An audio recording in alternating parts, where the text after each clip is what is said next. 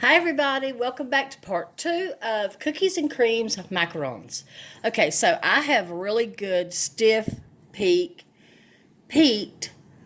whipped egg whites with a 1/4 cup of white granulated sugar. Now to that I am going to add my finely ground almond flour and my powdered sugar, also known as icing sugar. It's 1 cup of the finely ground almond flour and 1 3/4 cups of the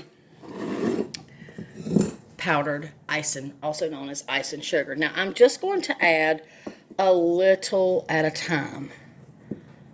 I just want you to see what I'm doing here. And we're going to do what's called a folding process, and it's literally just taking your spatula and just going round and around and kind of digging so that all the granules are coated with the egg white mixture.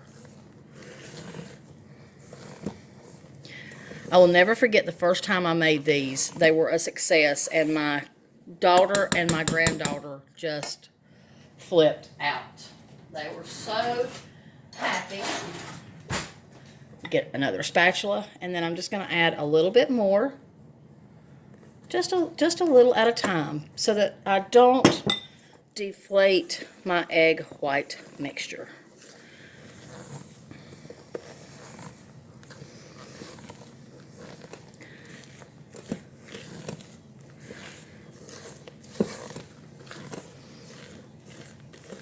How's everybody doing today? Are y'all having a great weekend? Have y'all had a great week?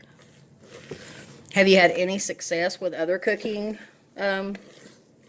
recipes? I hope so. It's starting to become that good consistency that we want. I'm going to add a little bit more.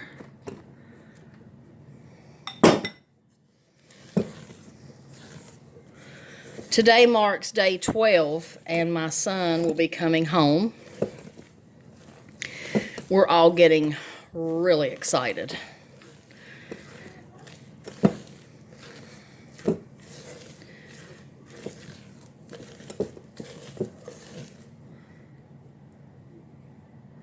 Oh yeah, it's starting to get that really good consistency that we need.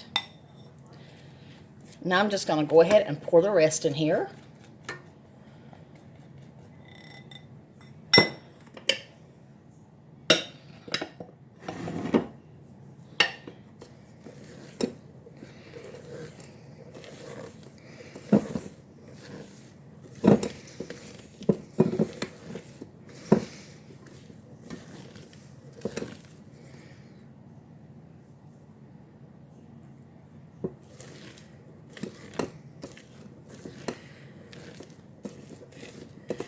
I did sift my powdered sugar. I do not sift my almond flour because that's really stupid. It's wet. It's naturally just a wet consistency. And so I just grind it really good in a food processor. And mine works fine every time. That's perfect. Now, I have here 12 crushed Oreo biscuit cookies. And I'm not going to add all of that because I'm going to save a little for the topping, but I'm going to add the majority. And what we're going to do is we're just going to add it to our mixture, like so. Add a little at a time and see if it's the consistency and the look that you want.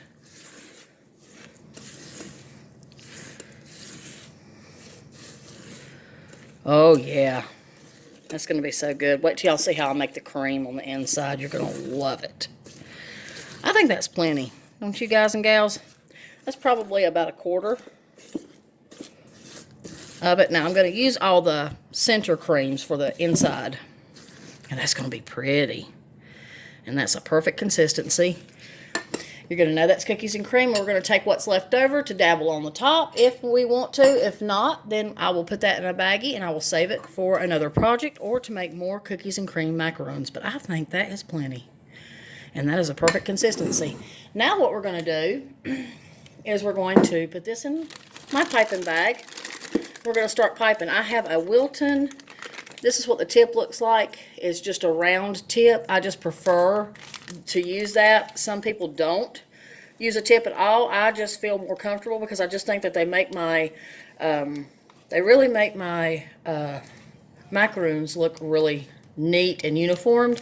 I like them coming out of this this round, this circular tip.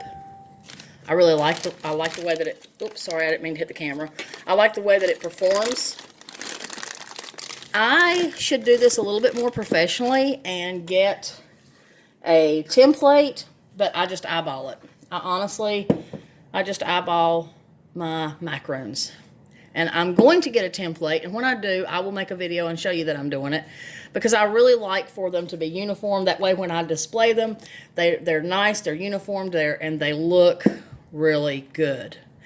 Now we're going to put this on 200, I've got my oven preheated to 285 degrees, and we're going to bake them for 15 minutes, no longer.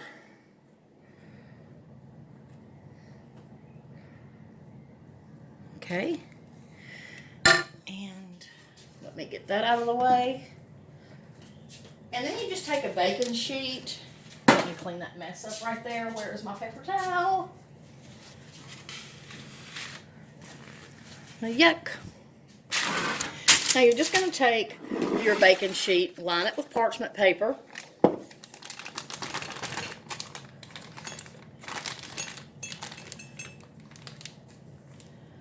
And I'm just pushing my mixture to the bottom, and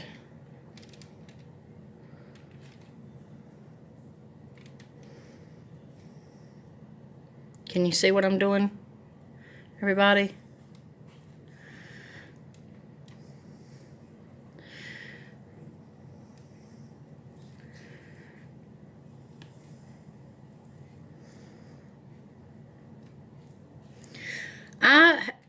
The first time I ever made macaroons, I felt like I made them too big. They're supposed to be a little smaller. And so I was just trying to keep that in mind this time. Look how pretty they're already looking.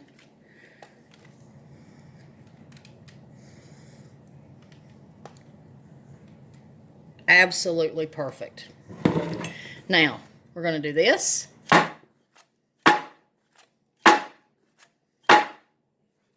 They're going to sit right here, undisturbed, for 1 hour.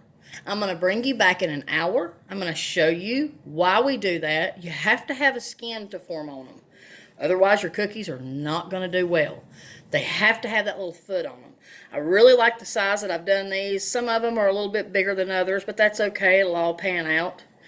And this looks great. They're the perfect size. They're going to sit here for 1 hour. I have found that letting them sit for an hour is the end result is much better. They're going to be so proper. They're going to have their feet. They're going to have their skin. I can see the air bubbles busting right now before me. They're perfect. The consistency is perfect. They're not running, so I know that these are going to yield awesome, perfectly baked macaroons. All right, I'll be back in an hour. Peace and love, everybody, and just know that I truly, too, love you.